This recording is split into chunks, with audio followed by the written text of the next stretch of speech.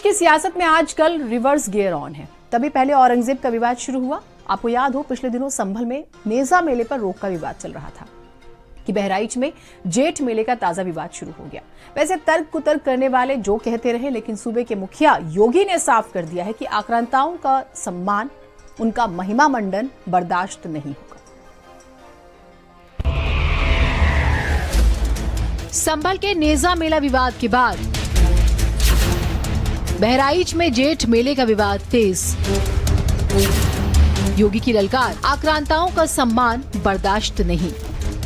आक्रांता का महिमा मंडन का मतलब देशद्रोह की नींव को पुख्ता करना और स्वतंत्र भारत ऐसे किसी देशद्रोही को स्वीकार नहीं कर सकता है जो भारत के महापुरुषों को अपमानित करता हो, उन आक्रांताओं का महिमा मंडन करता हो, जिन आक्रांताओं ने भारत की सनातन संस्कृति को रौंदने का कार्य किया था, बाहर बेटियों की इज्जत पर हाथ डालने का काम किया था, हमारी आस्था पर प्रहार किया था, उसे आज का ये नया भारत स्वीकार करने को कतई तैयार नहीं है। सुना आपने, सूबे के मुखिया योगी आदित्यनाथ ने सुहेलदेव की धरती बहराइच से साफ कर दिया है कि आक्रांताओं का सम्मान बर्दाश्त नहीं किया जाएगा, और तो और ऐसा करने वालों को स्वीकार नहीं किया जाएगा। अब समझिए सीएम ने ये क्यों कहा। याद रहे, विवाद के मूल में यूपी का संभल है, जहां लगातार लंबे वक्त से धार्मिक विवाद चल रहा है। रमजान होली विवाद के बाद संभल में नेजा मेले के विवाद को लेकर लगातार बयानबाजियां हो रही है। नेजा मेले के बारे में जानिए। संभल में महमूद गजनवी के भांजे सैयद सालार मसूद गाजी के नाम पर हर साल मेला लगता है। इस बार प्रशासन ने इसे रोक दिया है कि यह नेजा मेला अब्दुल सलार गाजी की स्मृति में मनाया जाता है, जो कि एक लुटेरा था तथा एक आतताई था, जिसने सोमनाथ मंदिर सहित बहुत सारे मंदिरों का ध्वंस किया, साथ ही काफी हत्याएं की। इस तरह के लुटेरे और हत्यारे की स्मृति में इस तरह के आयोजन का किया जाना सर्वथा अनुचित है तथा देशद्रोही है। आयोजकों को बताया गया कि यदि उनके द्वारा इस तरह के लुटेरे एवं हत्यारे की स्मृति पे मेला लगाया जाता है तो कठोर विधिक कार्रवाई सुनिश्चित की जाएगी। अब समझिए, सीएम योगी ने महाराज सुहेलदेव के बड़े योगदान का जिक्र किया, जो महत्वपूर्ण है। बहराइच वही ऐतिहासिक भूमि है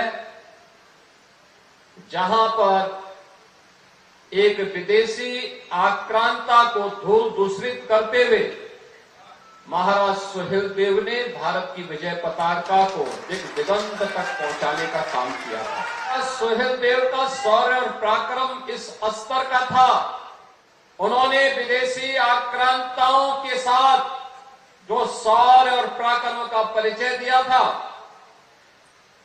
उसी की परिणति थी कि 150 वर्षों तक कोई विदेशी आक्रांता भारत पर हमला करने की कोई दुस्साहस नहीं कर पाया था। इतिहासकार कहते हैं कि संभल के बाद गाजी ने कुछ वक्त बहराइच में गुजारा। उसकी लड़ाई फिर सुहेलदेव से हुई, जिनसे वो हार गया। गाजी की मौत के बाद लोगों ने उसे सूफी संत मानना शुरू कर दिया। हर साल उर्स लगना शुरू हुआ, जो आज तक लगता चला आ रहा है। लेकिन अब इस पर विवाद है। तर्क दिए जा रहे हैं कि ये गलत परंपरा चली आ रही थी, जो कि अब रुकनी चाहिए। हालांकि गाजी विवाद पर कांग्रेस नेता इमरान मसूद ने कहा है कि इतिहास को पढ़े जाने की जरूरत है। किसी के सूफी संत मानने न मानने से कोई खास फर्क नहीं पड़ता। इतिहास जिन्होंने नहीं पढ़ा उन्हें इतिहास पढ़ना चाहिए। जब इतिहास पढ़ लेंगे तो फिर ज्ञान की बात करेंगे। अभी बिना पढ़े हुए ज्ञान फैल रहे हैं। इस देश के अंदर चल रही है अंधी दौड़ में सब दौड़ रहे हैं, पता कुछ नहीं है, दौड़े जा रहे हैं, दौड़ते रहिए। तो क्या आप सूफी संत मानते हैं गाजी को? क्या चीज? गाजी सालार को सूफी संत? मेरे मानने से क्या होता है, लाखों लोग, हजारों लोग मानते हैं, करोड़ों लोग मानते हैं। कुल मिलाकर देखा जाए तो संभल में फिलहाल माहौल तनावपूर्ण है। वैसे प्रशासन कहता है कि इस बार मेले की इजाजत नहीं दी जा सकती। देखते हैं ये विवाद कब थमता है। ब्यूरो रिपोर्ट, भारत समाचार। सवाल तो है, देखना होगा कि विवाद कब ठहरता है, थमता है। अब समझिए हुआ क्या था। योगी इतने एंग्री क्यों थे? सीएम योगी आदित्यनाथ बहराइच में तहसील का उद्घाटन करने पहुंचे थे, जहां पर उन्होंने कहा है कि महाराज सुहेलदेव के पराक्रम और शौर्य की परिणति थी कि 150 साल तक कोई विदेशी आक्रांता भारत पर हमला करने का दुस्साहस नहीं कर पाया। पिछली सरकारें सिर्फ घोषणा करती थी, लेकिन आज ये तहसील बन गई है। ये वही जनपद है जहां कभी अव्यवस्था अराजकता थी। अब ऐसा नहीं है कि किसी भी आक्रांता का महिमा मंडन करने का मतलब देशद्रोह की नींव को पुख्ता करना है। स्वतंत्र भारत किसी देशद्रोही को स्वीकार नहीं कर सकता। बहराइच का विश्व प्रसिद्ध जेठ मेला हर साल मई जून में लगता है। सालार मसूद गाजी की दरगाह पर लगता है। खासकर जो भारत के महापुरुषों को अपमानित करता हो, उन आक्रांताओं का महिमा मंडन करता हो। इन्होंने भारत की सनातन संस्कृति को रौंदने का काम किया था, हमारी आस्था पर प्रहार किया था। उसे आज का नया भारत कतई स्वीकार नहीं कर सकता। अब आपकी जानकारी के लिए हम बताते हैं कि सैयद सालार मसूद गाजी और महाराज सुहेलदेव में कब क्या हुआ था। ग्राफिक्स के जरिए आपको बताते हैं।